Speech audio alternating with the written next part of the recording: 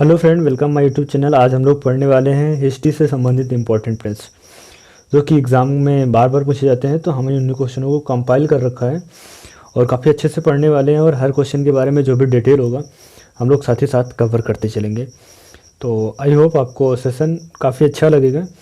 तो शुरू करते हैं आज की क्लास को। देखिए, सबसे पहला क्वेश्चन है कि सुंग वंश की जो राजधानी थी वो क्या थी। तो सुंग वंश की राजधानी, पहला ऑप्शन है विदिशा, लिच्छवी है, राजगिरी है, कन्नौज है। तो इसका जो सही आंसर होगा वो विदिशा होगा। Option number A is correct of this question. सुंग वंश की राजधानी विदिशा। सेकंड नंबर क्वेश्चन है कि भारत में स्थित भारत का सबसे पुराना विश्वविद्यालय कौन सा है। कहने का मतलब है कि वो कौन सा विश्वविद्यालय है जो भारत में स्थित है और सबसे पुराना है। तो तक्षशिला विश्वविद्यालय, Takshashila university, Nalanda university, Aligarh university, Lucknow university.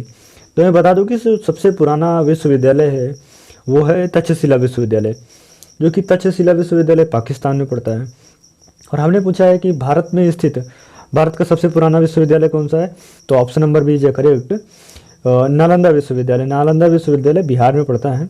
बौद्ध भिक्षुओं के लिए प्रसिद्ध ये विश्वविद्यालय है। थर्ड नंबर क्वेश्चन है कि जो मानसून शब्द और मानचित्रावली का प्रयोग करने वाले सबसे पहले शासक का नाम बताओ। तो कहने का मतलब ये है कि मानसून शब्द का प्रयोग सबसे पहले किस शासक ने किया है। सबसे पहले ऑप्शन नंबर ए है मोहम्मद बिन कासिम, अली अहजाज, महमूद गजनवी और दाहिर। तो इसका जो सही आंसर होगा वो होगा option number B, Ali Ahjaj. Ali Ahjaj ने सबसे पहले मानसून शब्द और चित्रावली यानी मानचित्रावली का सबसे पहले प्रयोग किया था। Option number B is correct. Fourth number question है कि पर्शियन चचनामा पुस्तक के लेखक कौन है। Who is the writer of Persian Chachnama. तो option number A Utbi, B है फिरदौसी, सी पंडित जवाहरलाल नेहरू और डी अलबरूनी। तो इसका जो सही आंसर होगा वो ऑप्शन नंबर ए होगा Utbi. Utbi is the writer of Persian Chachnama. Fifth number question है कि अजमेर में जो एक दरगाह है जिसका नाम है शरीफ दरगाह, अजमेर शरीफ दरगाह किस संत के कब्र पर बना हुआ है। तो ऑप्शन नंबर ए है बख्तियार काकी, गुरु अंगद देव और ख्वाजा मोइनुद्दीन चिश्ती। तो इसका जो सही आंसर होगा वो ऑप्शन नंबर डी होगा। ख्वाजा मोइनुद्दीन चिश्ती की दरगाह पर बना हुआ अजमेर शरीफ दरगाह है। इन्हीं की कब्र पर बना हुआ, किसकी कब्र पर, ख्वाजा मोइनुद्दीन चिश्ती की कब्र पर बना हुआ अजमेर शरीफ दरगाह है। 6 नंबर क्वेश्चन है कि मेहरौली आर्कियोलॉजिकल पार्क में किस शासक का मकबरा बना हुआ है। तो option number A Bahram Shah, Balban Shah, शहजादा। तो ऑप्शन नंबर बी और सी दोनों के मकबरे कहाँ पे बने हुए हैं, मेहरौली आर्कियोलॉजिकल पार्क में। तो option number D is correct. Balban का भी मकबरा बना हुआ है और बलबन के बेटे शहजादा का भी मकबरा मेहरौली आर्कियोलॉजिकल पार्क में बना हुआ है। 7 नंबर क्वेश्चन है कि जौना खां किस शासक का वास्तविक नाम था, यानी कि एक्चुअल नेम जौना खां किसका एक्चुअल नेम था। मोहम्मद बिन तुगलक, गयासुद्दीन तुगलक, फिरोज शाह तुगलक, नसरुद्दीन तुगलक। तो मैं इसका सही आंसर होगा मोहम्मद बिन तुगलक। मोहम्मद बिन तुगलक का जो वास्तविक नाम था वो जौना खां था, ठीक है। इसे पागल बादशाह भी बोलते हैं। और ऑप्शन नंबर ए इसका करेक्ट हो जाएगा। रेहला पुस्तक के लेखक कौन है। तो रेहला पुस्तक के लेखक हैं Ibn Battuta. Option number E is correct. Option number E is correct. Ibn Battuta is the writer of Rihla, ठीक है ना। 9 नंबर क्वेश्चन है कि डाक सेवा की शुरुआत सबसे पहले किस शासक के शासनकाल में शुरू हुई। ऑप्शन नंबर ए शेर शाह, बी आदिल शाह सूरी, इस्लाम शाह सूरी, सिकंदर सूरी। तो ऑप्शन नंबर ए करेक्ट होगा। शेर शाह सूरी ने सबसे पहले डाक सेवा की शुरुआत की थी। 10th नंबर क्वेश्चन है कि दीन इलाही धर्म अपनाने वाला सबसे पहला हिंदू व्यक्ति कौन था। बीरबल, टोडरमल, मान सिंह, मुल्ला दो प्याजा। तो इसका जो सही आंसर होगा वो ऑप्शन नंबर ए होगा बीरबल। बीरबल पहला व्यक्ति था जिसने मतलब एक हिंदू व्यक्ति था जिन्होंने दीन ए इलाही धर्म को अपनाया। ठीक है ना। देखिए साथ ही साथ आप इन क्वेश्चनों को नोट भी करते जाएं कहीं ना कहीं, और लास्ट में हमें कमेंट में बता सकते हैं कि सर मेरे इतने क्वेश्चन सही हुए। जैसे आपको भी खुशी होगी और मुझे भी आपके कमेंट को देखकर बेहद ही खुशी होगी, क्योंकि मेरे साथ आप भी कहीं ना कहीं एफर्ट्स लगा रहे हैं।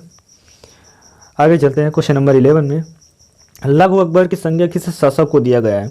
देखिए अकबर के 4 बेटे थे। अकबर के जो बेटे थे उन्हीं बेटे में सबसे बड़ा बेटा था तारा शिकोह, और तारा शिकोह को ही लघु अकबर की संख्या दी जाती है, क्योंकि कहीं ना कहीं अकबर के जो कुछ गुण थे वो कहीं ना कहीं तारा शिकोह में मिलते थे, इसलिए तारा शिकोह को लघु अकबर की संज्ञा दी जाती है।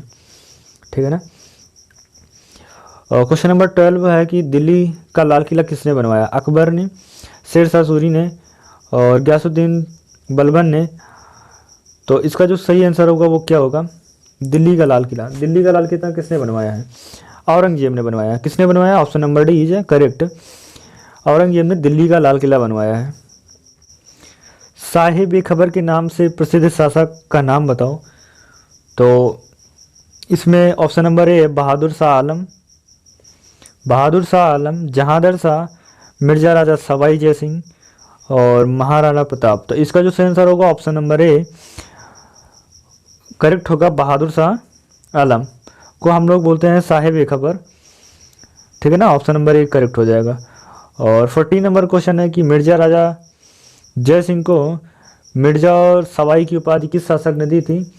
तो इसका जो सही आंसर होगा ऑप्शन नंबर ए है कि जहांगीर शाह, रफ़ीउद्दर्जाद और पेशवा बाजीराव और महाराणा प्रताप। तो इसका जो सही आंसर होगा वो जहांगीर शाह होगा। क्या होगा?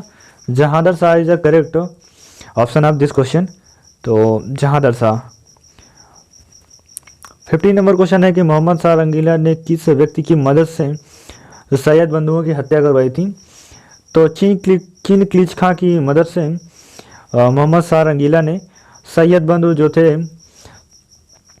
अब्दुल्ला खान और हुसैन अली खान दोनों की मृत्यु मोहम्मद शाह रंगीला के द्वारा करवा दी गई थी। शायद 1720 ईस्वी में हुसैन अली की और 1722 ईस्वी में अब्दुल्ला खान की मृत्यु हुई थी। और कल का क्वेश्चन था जो लास्ट क्लास में हमने चर्चा किया था, भारतीय राष्ट्रीय कांग्रेस की स्थापना कब हुई थी? तो भारतीय राष्ट्रीय कांग्रेस की स्थापना सन 1891 में हुई थी। भारतीय राष्ट्रीय कांग्रेस की स्थापना, वैसे तो कांग्रेस की स्थापना सन 1885 में हो गई थी, बट कांग्रेस से पहले भारतीय राष्ट्रीय शब्द दादा भाई नौरोजी ने जोड़ा था। तो हम ये कह सकते हैं कि भारतीय राष्ट्रीय कांग्रेस की स्थापना सन 1891 में। और आज का ये लास्ट क्वेश्चन है। आप इस क्वेश्चन का आंसर आप कमेंट में दे सकते हैं। Thank you very much. और आप अपनी राय हमें कमेंट में बता सकते हैं। यदि आप चैनल पर पहली बार आए तो सब्सक्राइब करना। Please like, subscribe and hit the bell icon. Thank you very much. Thank you a lot of my dear friend.